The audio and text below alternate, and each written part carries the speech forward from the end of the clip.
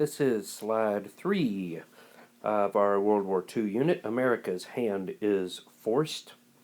We will start this one by talking about the Lend-Lease Act. This is a way that Roosevelt could do everything he could short of actually getting into the war and fighting to help the Allies. We were going to lend and get back at the end of the war, or lease at very cheap rates whatever the Allies needed in the war. So whether it be weapons or ammunition or food or supplies or medicine, whatever they needed. We were going to lend them. Let's say if it's a battleship, we'll get our battleship back at the end of the war. Or we could lease it to them for very cheap rates. But down here at the bottom, you see the big map there. This is the flow of Lend-Lease. The thicker the line, the more aid went.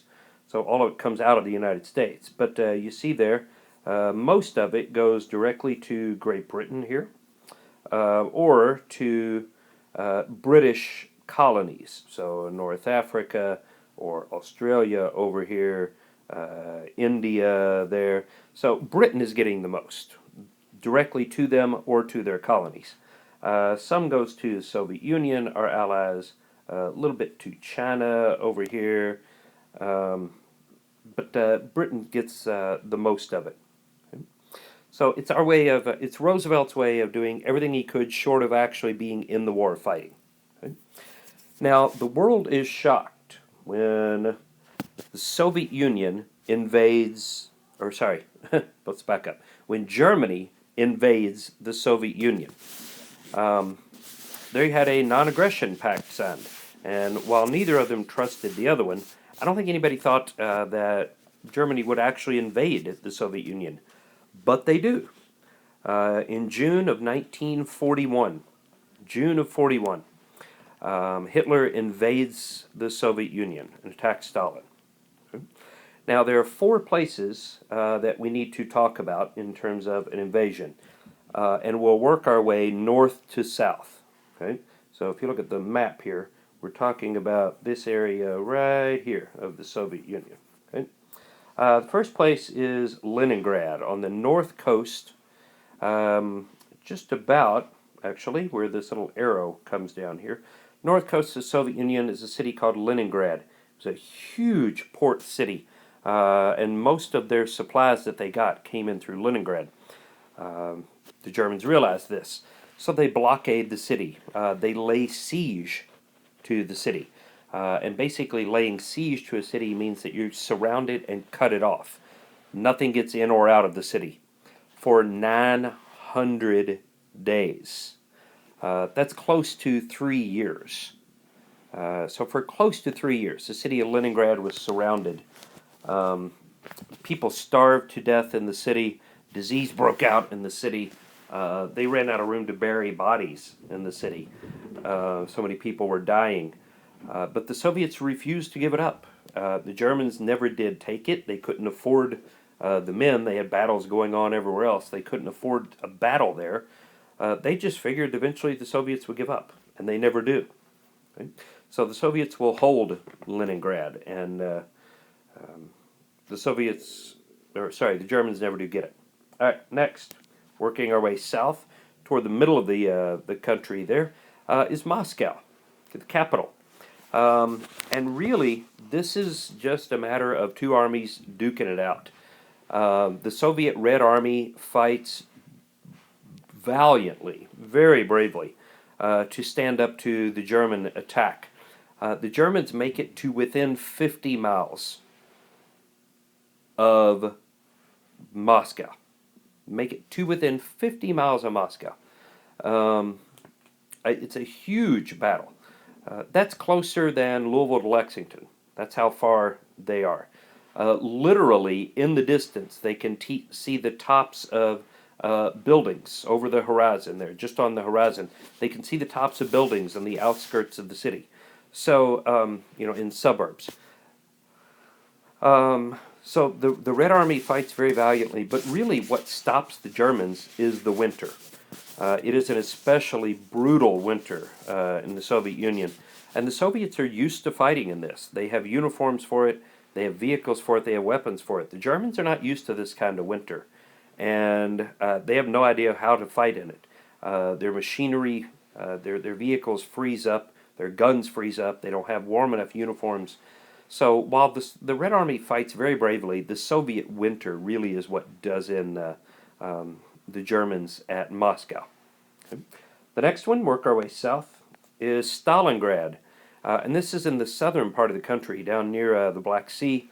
And Stalingrad is a huge urban area. Stalingrad is the largest example we see of urban fighting in the war. Street to street, building to building, hand to hand combat in Stalingrad. And really, the reason that the Soviets are so desperate to defend it, and the Germans are desperate to get it, is that Stalingrad is the gate to huge oil fields in the south of the Soviet Union.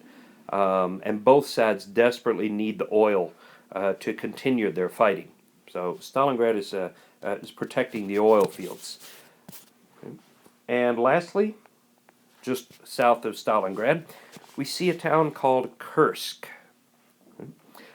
And Kursk is the largest example of tank battle that we see in the war. Over 6,000 tanks are involved in the Battle of Kursk. Just over 2 million men. So this is an incredibly large battle. Largest tank battle in history, and we'll never see a bigger tank battle ever. That's just not how warfare is done anymore, with tanks, blasting away at each other on a battlefield. And the interesting part about all four of these battles is that the Soviets win all of them. Okay, so the Russian winter will doom much of the German advance into the Soviet Union, and all four of these battles will be won by the Soviet Union. Okay. All right, in August 1941, we see a meeting between Franklin Roosevelt and the British Prime Minister Winston Churchill. This is our first mention of Churchill. There you see Franklin Roosevelt on the left, Winston Churchill on the right. They would become very good friends throughout the war here, respect each other greatly. They meet on board a ship, a battleship, off the coast of Newfoundland in Canada. And while this is called the Atlantic Conference, their meeting, the document they produce is called the Atlantic Charter. The Atlantic Charter will look greatly like Woodrow Wilson's 14 points from World War I. This is sort of the plan for what the world is going to look like at the end of the war. Who's going to control what, where lines will be drawn, and so forth. This is the plan for the end of the war, called the Atlantic Charter, negotiated by Roosevelt and Churchill. Now, let's turn our attention for the first time to Asia. We've not talked about that. We will as the war goes on here. Japan is a small, tiny little island nation that is greatly dependent on other countries for natural resources because they don't have enough. They don't have a lot. They don't have near enough of what they need. Much of what they've been getting from the United States. But as Japan continues to grow more and more bold and take over and invade more and more countries, the United States and Franklin Roosevelt decide they are going to cut off the flow of resources to Japan. We are going to slap an embargo on Japan. So no more steel, no more tin, no more oil. All of the resources they've been getting from us, we're cutting them off. They're either going to have to stop invading these other countries or find another source of resources. Well, Japan realizes there really isn't another source of resources. So they make a bold decision. If they can't find what they need elsewhere, they are going to get it from the United States. And they realize that the only realistic chance they have of defeating the United States in a war was to take out the bulk of the United States fleet at the very beginning. So they launch a surprise attack on the United States naval fleet at Pearl Harbor in Hawaii. Pearl Harbor is the main Pacific base for the United States Navy. It is where most of their Navy is based in the Pacific. And Japan is going to plan to take out the bulk of that Navy in one decisive battle at the beginning of the war. If they can do that, they can force the United States to sue for peace.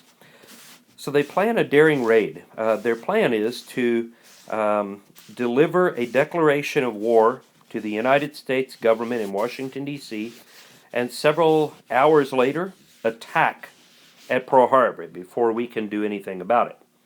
However, there's a huge however here. There is a delay in getting the war declaration translated into English and delivered to the Secretary of War in Washington. They postpone their meeting, but nobody informs the military. They don't postpone their attack. So what ends up happening is they end up attacking the United States before formally declaring war on the United States. A huge misstep here. Militarily speaking, it is a brilliantly planned and conducted exercise. They sail several thousand miles across the Pacific undetected and launch a surprise attack against the United States fleet at Pearl Harbor. About 3,000 people were killed in the attack. 19 ships were sunk. Every U.S. battleship that we had in the Pacific was either sunk or heavily damaged. Militarily speaking, this is a brilliant attack. Unfortunately for the Japanese, and fortunately for the Americans, we get very lucky. The main target of the Japanese planes that attack Pearl Harbor are the aircraft carriers, the United States aircraft carriers. All of the aircraft carriers happen to be out at sea when the attack is launched. Had the aircraft carriers been at Pearl Harbor, they certainly would have been the target of the attacks. They would have been sunk or damaged, and without aircraft carriers in the Pacific, the United States would not have been able to fight off Japan. This would have been a very different war if the aircraft carriers had been there. As it was, damage was bad enough, but it wasn't fatal. We were able to regroup and fight back.